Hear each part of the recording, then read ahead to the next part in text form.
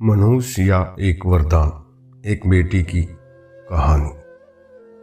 बेटियां जीवन का आधार होती हैं।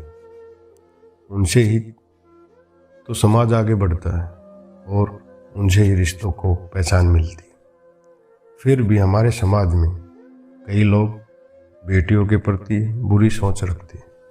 उनमें से कुछ तो समय के साथ बदल जाते हैं, कुछ नहीं बदलते और कुछ को समय बदल देता है। फिर उन्हें मनहूस बेटी भी एक वरदान लगने लगती। बेटी एक वरदान है, यही संदेश दे रही है हमारी यह कहानी, मनहूस या एक वरदान। संजना उनकी बड़ी बेटी थी, लेकिन लाड सारा वो अपने छोटे बेटे को करते थे। संजना के माँ बाप पहले लड़का चाहते थे, मगर ऊपर वाले को कुछ और ही मंजूर था और भेज दिया उनके घर संजना को। जब संजना का जन्म हुआ, कर्जदार उसके पिता को उठा ले गए थे। इस वजह से माँ उसे मनहूस मानने लगी, मगर यह मनुष्यत बस उसकी सोच भर में ही थी। उसी दिन उसके पिता की लॉटरी लगी और उनका सारा कर्जा उतार दिया गया। लेकिन ये तो भगवान ने किया था, संजना को कहाँ कोई पूछ रहा था। फिर 2 साल बाद उसके भाई का जन्म हुआ, जिसका नाम मोहित रखा गया। उसका ये नाम संजना ने तब सच कर दिखाया जब मौत उस पर जीत प्राप्त न कर सकी। 5वां जन्मदिन था। जन्मदिन की तैयारियां करते समय अचानक घर में आग लग गई। सब लोग भागकर घर से बाहर आ गए, लेकिन मोहित और संजना का कुछ पता न था। अचानक संजना घर से बाहर आती दिखाई पड़ी। अपने से बस थोड़े से छोटे भाई को मुश्किल से वो उठा पा रही थी, लेकिन फिर भी वो उसे बचा कर ले आई। ऐसे ही कुछ और घटनाएं भी हुई, लेकिन संजना आज भी उनके लिए मनहूसी थी। संजना 20 साल की हो चुकी थी। एक दिन अचानक उसे तेज बुखार हुआ। उसके माँ बाप ने उसकी ज़्यादा परवाह नहीं की। पिता ने तो यहाँ तक कहा कि तू मर ही जाए, हमें भी कुछ तुझसे छुटकारा मिले। संजना ने आज तक कभी भी अपने माँ बाप को पलट कर जवाब नहीं दिया था। एक सुबह संजना ने आंख नहीं खोली। हालात ज़्यादा खराब थे और संजना बेहोश हो चुकी थी। मजबूरन उसके माँ बाप को उसे अस्पताल में दाखिल करवाना पड़ा। देखिए, बुखार कई दिनों से है, जिसकी वजह से शरीर में काफ़ी कमजोरी आ गई है और खून भी काफ़ी कम हो गया है। इसकी जान बचाने के लिए इसे खून देना होगा। डॉक्टर को कहे इन शब्दों से तो संजना के माँ बाप चिंता में पड़ गए।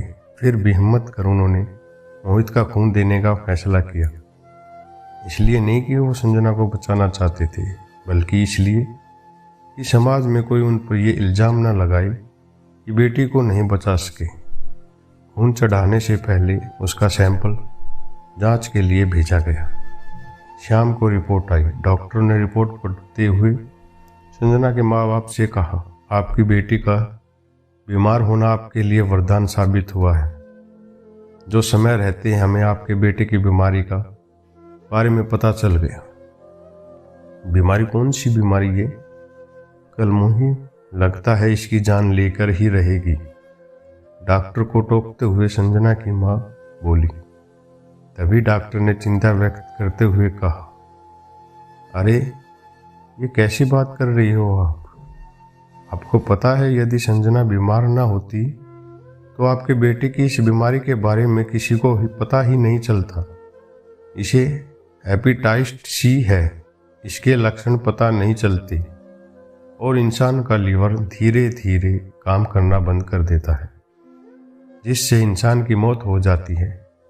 डॉक्टर साहब, तो क्या हमारा मोहित भी? मोहित के पिता ने उदास होते हुए डॉक्टर से पूछा। तो डॉक्टर ने तसल्ली देते हुए कहा, देखिए, अगर हेपेटाइटिस सी बीमारी का पता देरी से चले तो रोगी को बचाना मुश्किल हो जाता है, लेकिन पहले पता जाने पर उसे आसानी से बचाया जा सकता है। और मोहित की इस बीमारी की अभी तो शुरुआत है। यदि संजना की तबीयत खराब ना होती तो शायद मोहित की इस बीमारी का पता न चलता। आपकी बेटी ने तो आपके बेटे की जान बचाई है। संजना के माँ बाप ऐसी स्थिति में थे जहां अब वो अपनी गलती जानते थे, लेकिन वो गलती मान लेने की उनमें हिम्मत न थी। संजना के बचपन से लेकर अब तक वही सब घटना उनकी आंखों के सामने हो ली थी। उसके जन्म के समय उनकी लॉटरी निकली थी। मोहित को भी संजना ने बचाया था। आज एक बार फिर संजना ने मोहित को बचा लिया था। संजना के माँ बाप का नजरिया उसके प्रति बदल चुका था। आज वो उसे अपनी बेटी मान चुके थे, जिसने बचपन से ही उनको मुसीबतों से बचाया था। लेकिन अफसोस, हमारे समाज में आज भी न जाने कितनी लड़कियों का कत्ल गर्भ में ही कर दिया जाता है, और कितनी ही वो जिंदगी नसीब नहीं होती जो एक बेटी को होनी चाहिए। ये तो इंसान की फितरत है कि वो किसी में अच्छाई कम और बुराई ज़्यादा देखते हैं, परंतु यदि हम हर चीज़ में अच्छाई देखना शुरू कर दें तो जिंदगी कितनी खुशहाल हो जाएगी। और हाँ, इस मनहूस या एक वरदान कहानी में जिस बीमारी हेपेटाइटिस सी का जिक्र किया गया है, वो बीमारी भी कैंसर की तरह लाइलाज है। यदि समय रहते इसका पता चले तभी इसका इलाज संभव है। इसके लक्षण ऐसे हैं जो ध्यान देने पर ही पता चलते हैं, इसलिए निरंतर जांच द्वारा ही इसका पता चलता है। हेपेटाइटिस सी और हेपेटाइटिस बी दोनों लगभग एक ही जैसी बीमारी है। हेपेटाइटिस सी सदी के महानायक अमिताभ बच्चन भी हेपेटाइटिस बी बीमारी से ग्रस्त हैं, लेकिन उन्होंने समय रहते ही इसका इलाज करवाना शुरू कर दिया था, इसलिए वो आज भी काम कर पा रहे हैं।